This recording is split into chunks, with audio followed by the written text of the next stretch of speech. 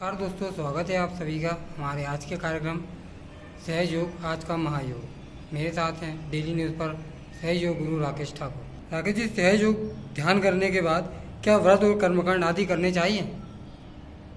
जय श्री माता जी। जैसा कि अभी प्रश्न डेली न्यूज़ पर शर्मा जी ने किया है कि सहयोग करने के बाद क्या हमें कर्मकांड, व्रत, उपवास आदि चीज़ें करनी चाहिए। तो ये जो प्रश्न है ये इसके बारे में कबीर दास जी ने उनके जो दोहे हैं उसमें उन्होंने बताया है। कस्तूरी मृग नाभि बसे, कबीर दास जी कहते हैं कि कस्तूरी पदार्थ जो है वो हिरण की नाभि के अंदर होता है, लेकिन उसके बाद भी वो उसको बाहर खींचता है। उसी तरह से कबीर दास जी कहते हैं कि ईश्वर का वास हमारे हृदय में विराजमान है और उसके बाद भी मानव अज्ञानतावश उसको बाहर खोजता है। उसी तरह परमात्मा हमारे अंदर है। जब हमारे अंदर परमात्मा की शक्ति है तो हम बाहर क्यों उसको खोज रहे हैं? तो वही चीज़ है। सहयोग में होता क्या है कि जब परम पूज्य श्री माता जी निर्मला देवी के सामने जब हम ध्यान करते हैं तो हमारी कुंडली शक्ति जागृत होकर जब यहाँ 7वें चक्र में आती है और हमारा योग जब परमात्मा से, शिव से हो जाता है तो हमारे हाथों में परमात्मा की चैतन्य शक्ति बहने लगती है और उसको हम अनुभव करने लगते हैं। तो जब ये चैतन्य की शक्ति हमारे हाथों में महसूस होने लगती है तो उस शक्ति से हमारा योग हो जाता है। उसके जब योग होने के बाद हमें अन्य तरह के जो कर्मकांड हैं, व्रत है, उपवास है, ये करने की आवश्यकता नहीं होती, क्योंकि जो व्रत बनाए गए हैं, व्रत का मतलब होता है कि हमारा जो योग है वो परमात्मा से हो जाए। परमात्मा की साधना के लिए ये व्रत उपवास बनाए गए। तो जैसे आपने देखा होगा लोग व्रत उपवास रखते हैं, जैसे किसी का जन्मदिन है, गणेश जी का जन्मदिन, उस दिन लोग व्रत रखते हैं। तो ये जो चीज़ है, जब हम परमात्मा में मिल गया है तो हमें आनंद में रहना चाहिए और ये जो व्रत उपवास है इसकी कोई हमें आवश्यकता इसकी नहीं रहती। इसी तरह से बहुत सारे लोग कर्मकांड करते हैं, बहुत सारी चीज़ें होती हैं, जैसे कि लोग ताबीज़ धारण करते हैं, बहुत सारे लोग अंगूठी पहनते हैं या बहुत सारे ऐसी जगह जाते हैं जैसे भभूत लेते हैं, ये सब करते हैं, या बहुत सारी कथाओं में जाते हैं। तो ये सारी जो चीज़ों में जो जहाँ हम जाते हैं या जो चीज़ें हम ये कर रहे हैं, ये सारी चीज़ें क्या होता है कि हमारा जो सूक्ष्म शरीर है इसको खराब कर देता है। तो हमारा सूक्ष्म शरीर जब खराब हो जाता है तो हमारा जो संबंध है परमात्मा से वो हो नहीं पाता है। तो सहयोग में जब हमारा परमात्मा से एक बार संबंध हो जाता है तो ये सारे कार्य करने की हमें आवश्यकता नहीं रहती। जी, ध्यान क्या श्री माता जी के फोटो के सामने बैठकर ही कर सकते हैं? ध्यान क्या है, जब सहयोग में जब हमारा ध्यान लग जाता है और हमारा जब कनेक्शन परमात्मा से हो जाता है तो क्या है कि श्री माता जी का चित्र होना आवश्यक है। श्री माता जी के चित्र में जो परम चैतन्य है, जो परम चैतन्य की शक्ति है उस चित्र से बहती है। तो परम चैतन्य उस जो शक्ति है श्री माता जी की वो उस फोटोग्राफ से बैठी है, तो फोटोग्राफ का होना आवश्यक है। तो इस वजह से क्या है कि हमारे माता जी का फोटोग्राफ रखना आवश्यक है। तो जो भी अवतरण है, जैसे राम का जो ओरिजिनल फोटो आज वर्तमान में उपलब्ध नहीं है, कृष्ण जी का फोटो नहीं है, शिव जी का जो ओरिजिनल फोटो है वो नहीं है, तो जो सदगुरु होता है जिसने हमारा योग परमात्मा से कराया है उसका अगर फोटोग्राफ हम सामने रख के ध्यान करते हैं तो ये सातों चक्र जो है वो एक्टिवेट हो जाते हैं। और परम पूज्य श्री माता जी जो है ये महाअवतार के रूप में इस संसार में विराजमान है। उनके चित्र के सामने जब हम ध्यान करते हैं तो हमारे ये सातों चक्र जागृत हो जाते हैं और हमारा योग परमात्मा की शक्ति से हो जाता है। तो इसलिए हमें माता जी का फोटोग्राफ होना आवश्यक है, क्योंकि उनके फोटो से ही ये चैतन्य की लहरी जो है, वाइब्रेशन जो है हमारे हाथों में बहने लगते हैं। जय श्री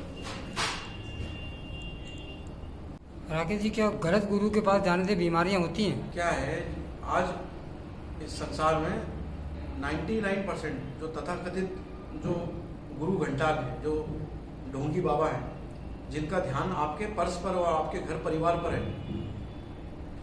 उनका ध्यान आपके पर्स के ऊपर है। वो चाहते हैं कि आप उनको पैसा दें और सब तरह की जो है उनको सुविधाएं दें, वो ये सारी चीज़ें चाहते हैं। कोई भी व्यक्ति आपको परम को देना नहीं चाहता।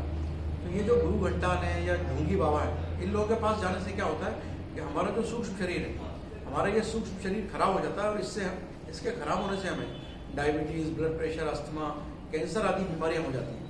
तो ये जो कुगुरु हैं, ये कुगुरु जो है जगह जगह फैले हुए हैं। तो इनकी पहचान करने के लिए आपको ध्यान करना पड़ता है। जब आप सहयोग में आ जाते हैं तो परम पूज्य श्री माता जी निर्मला देवी के चित्र के सामने जब आप ध्यान करते हैं तो आपका गुरु तत्व जागृत हो जाता है। हमारा आपका योग जब परमात्मा से हो जाता है तो आपके जो हाथों में जो वाइब्रेशन है, ये वाइब्रेशन से आप ये भी जान सकते हैं कि सामने जो व्यक्ति गुरु है वो सच्चा है या झूठा है।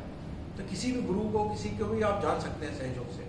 तो इसलिए किसी भी तरह की गलत जगह जाने से, किसी तांत्रिक के पास जाने से या गलत तरह की पूजा पाठ करने से आपके जो चक्र हैं, आपके अंदर जो परमात्मा की जो शक्ति है वो डिस्टर्ब हो जाती है और इससे आपको अनेक तरह के बीमारियां और समस्याग्रस्त आप हो सकते हैं। तो सहयोग करने से क्या होता है कि आप परमात्मा से मिल जाते हैं। तो गुरु वही जो साहिब से मिला है, मतलब जो परमात्मा से हमारा योग करे वही गुरु होता है। ये हमारे सभी वेदों में, धर्म ग्रंथों में बताया गया है।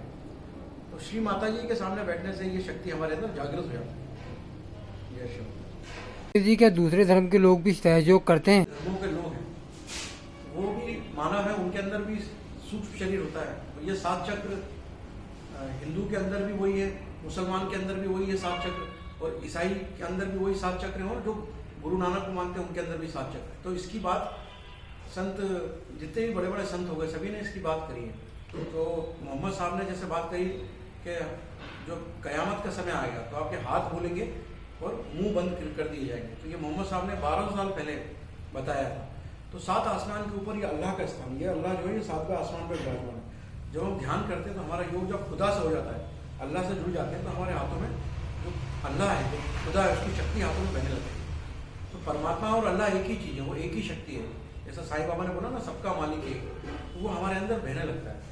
तो 180 देशों में जो सहयोग चलता है, तो यहाँ पे टर्की में भी लोग ध्यान करते हैं, पाकिस्तान में भी हमारा सेंटर है, तो कई जगह जो मुस्लिम लोग हैं इसको करते हैं।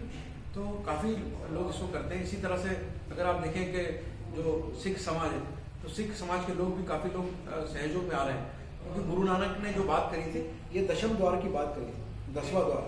जब 10वां द्वार खुल जाता है तो हमारा योग परमात्मा से हो जाता है। तो गुरु नानक का स्थान हमारे भवसागर में यहाँ विराजमान है। इसी तरह से ईसा मसीह ने जो बाइबल है उसमें बताया था कि जब लास्ट जजमेंट होगा, जब होली घोस्ट आएंगी, तो आपके हाथों में ठंडे ठंडे वाइब्रेशन आपको बहने लगेंगे।